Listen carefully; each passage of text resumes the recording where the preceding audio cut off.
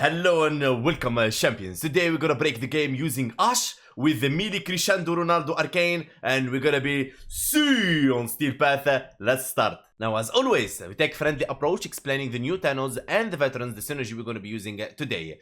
Now, melee Crescendo Ronaldo. It's a melee arcane that generates one initial combo for the rest of your mission on finisher kill at rank 0. If you have it rank 5, that means you're gonna be generating 6 initial combo per finisher kill. That's about the arcane. It's from the Nitra sale. You have 5.62 chance to get, or you can get it from other Thanos at right now 105 platinum each, or around 2800 for rank 5. Now I would recommend you to get it at rank 5 because they just collect it from other Thanos and they just sell it to you. Now let's talk about finishers. And there is many ways to do finishers, starting with Ash Teleport, Banshee Silence, Baruch Lul, Equinox Restore Rage, Excalibur Radial Blind, Gara her passive, Inaros Desiccation, Ivara Quiver, Lavos Ophidian Bite, Mirage Prism, and the Valkyr Paralysis and Wukong Cloud Walker. There is some mods there you want to look into wiki for. Some weapons as well makes enemy vulnerable. Also you have here some Steel Meridian and Justice mods and weapons. Also Zoe Arcanes like this one, the Exodia Hand. Enemies affected by Exodia Hand pulls enemy melee slam attack are staggered and open to finishers. That's something you want to consider. And now you have Focus Schools. Now there is two styles of Focus School. There is the Nanomon, which open them for back finisher damage, and there is the Vazarin, puts them down like ragdolling them so you can do ground finishers on them. Now I'm gonna show you what it means, the Naramon. So let's start. Now this is the Naramon we're talking about, the Sling Stun, so you want to open it. Second ability, increase the width of the next Void Sling by 200%, and enemies hit are vulnerable to finishers, taking 30% more finisher damage. It works as follow. Alright, you just go to the enemy, boom boom boom, and go to your operator. Second ability, Sling, and boom, they are open for finishers. See that? Boom. Easy breezy. That's what we're talking about. But that's too slow and we don't like it. Now, I told you about Vazarin, right? If you go Vazarin, there you go. Okay. We're gonna be ragdolling enemies on the ground, so you do ground finishers on them. Second ability, and there you go. Boom. Boom. That's ground finishers.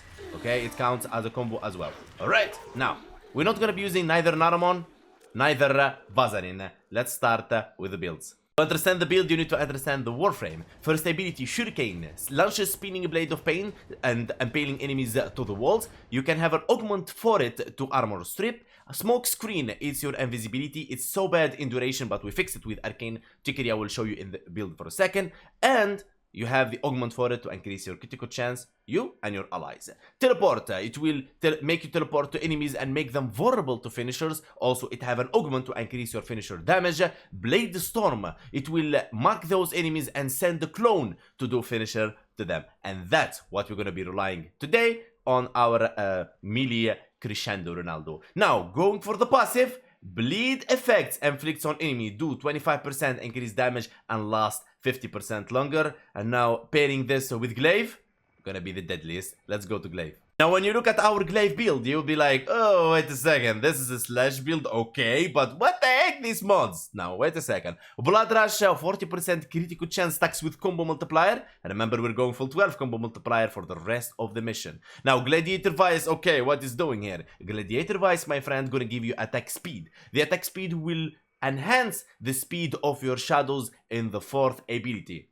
Okay, you get it, you get it. Now, 10% melee critical chance per combo multipliers, that's 120. Baby, now this is gonna get really messy, really quick. Alright, everything else here you already know from like my previous Glaive builds. Melee Crescendo, mine is level 1, so it will take me a bit longer than rank 5 melee Crescendo Ronaldo. So now let's go to our Ash, baby. Starting with the Aura, Steel Charge, 60% melee damage for me, and for my fourth ability, Shadows, Arcane Fury, 180% melee damage, Arcane Trickery, on finisher kill, 15% chance to become invisible, which you're going to be casting all the time with Blade Storm. Now, when you're invisible with Smoke Screen, you will be using Smoke Shadow for 150% critical chance for you and for your allies when you're invisible. Remember, natural talent for casting speed. If you run out of invisibility and Tickery is not active, boom, quick smoke screen, all the abilities, bada boom, but it will not enhance the shadow's speed, only attack speed. That's why I have attack speed on my weapon. Rolling guard to cleanse yourself. Everything else is about strength and duration. Flow to have that pool of energy, helped by a nourish energy multiplier. Perfecto, perfecto. Now, starting first thing first with the primary weapon we're going to be using and why. For primary, we're going to be using Crescendo, and this is the build. 1, 2, 3. And this, our secondary weapon. Boom, that's the build. And Glaive, you already know about it. Hunkpain is our focus quality armor strip and prevent knockdowns. Now, you have Nautilus as our pet. Cordon to pull enemies. Manifold to more pulling enemies. Tenacious Bond for critical damage. And you're good to go. Volclock to help your primary critical chance. Vigilante Armen for different primary if you want to use something else. Okay, dokie. Now let me show you how this exactly gonna be working out. For the Archon shards, you can run 5 Crimson shards or 5 Violet shards, enhancing your critical damage for your melee weapons. To reach the maximum potential and the broken level of this build is very simple. You have to go through a couple of steps. The first step is gonna be priming enemies and sending your 4th ability until you reach 12 combo multipliers, and then what you're going to be doing is going to be casting Nourish, Invisible, 4th ability, and glaving them to level cap and beyond. Simple as that. Let's start. To reach the maximum potential and the broken level of this build, you have to go through some steps. First step, you need to proc finisher. How are we going to do that? Very simple. We're going to be using our Crescendo, or you can use a secondary primary weapon like Okukur, Atomos, Kuvanukur, Epitaph, up to you. Okay, now, here you go. Priming them with my Crescendo, going invisible, Nourish, and proccing the 4th ability. That's what you have to do. Simple as that. There is nothing else, nothing complicated.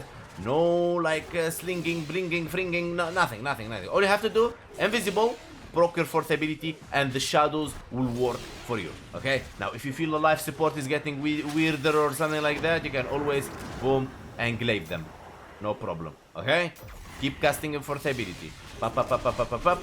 That's all you have to do. Now let's go to Steel Path and I show you the real deal. Now here we are on Steel Path. First thing you want to do is very simple, cast Crescendo like I teach you and spam the 4th ability. That's the only thing you want to do. Like this. Keep doing it. Boom, boom, boom, boom. That's all you need to do. Okay, if you are out of your smoke bomb, always cast it. I know Tickery is good, but keep your smoke bomb active sometimes, because Tickery is like based on proc. There you go. Boom, boom, boom. That's all you need to do. And in the background, you're collecting combo, baby. See that we have 3 combo multipliers now. Okay? You keep just doing the same thing over and over again. Alright? Let me reach 12 combo multipliers. I come back to you. And here we are with 12 combo multiplier on Glaive, baby. As you can see, even the combo counter is gone. The timeout, it's 12 remain thanks to melee Crescendo. It took us 4 minutes and 24 seconds to do it with 168 kills. Now, the KPM is low at the beginning, but then you know the real deal. You know what's going on, right? Now, what you need to do is this. If you keep spamming your glaive, because the combo need to reset, there is a way that the combo resets in the game, okay? So, you go 1 glaive, Magus Anomaly with your operator, and then you jump, glaive again. Easy as that, okay? So, Magus Anomaly, like this, bring as many enemies as possible, alright? And then, glaive. The reason you want to do that, because there is a moment where the combo need to be refilled when you do heavy attack. Okay, when you do heavy attack, of course if you have the Tenukai activated, it's not going to be actually like consuming your combo. But when you do a heavy attack, you're going to be consuming your combo multipliers. Bada bim bada boom. And boom. Okay, easy as that. That's all you have to do. Keep your Nourish active. Stay invisible all the time. And of course you can cast your 4th ability here and there to proc for you the finishers for your Arcane Tickery. There you go. And you don't need to do finishers anymore. Okay, we have the Acolyte is just spawning right now. And now we have Hunkpain in. So we're gonna be armor stripping this guy. Misery. We're gonna take him out of his misery with Cristiano Ronaldo. Alright, so there you go. Armor strip. And boom, 1 shot, and he's dead. I shot the one away, so it's like one shot. Okay, let's extract. By this, we come to an end to our video. Now remember, Tenno, it's a game, and we are here to just have fun, nothing else. Big love, and see you guys on the next video. Don't forget sub, comment, and like, and bye-bye.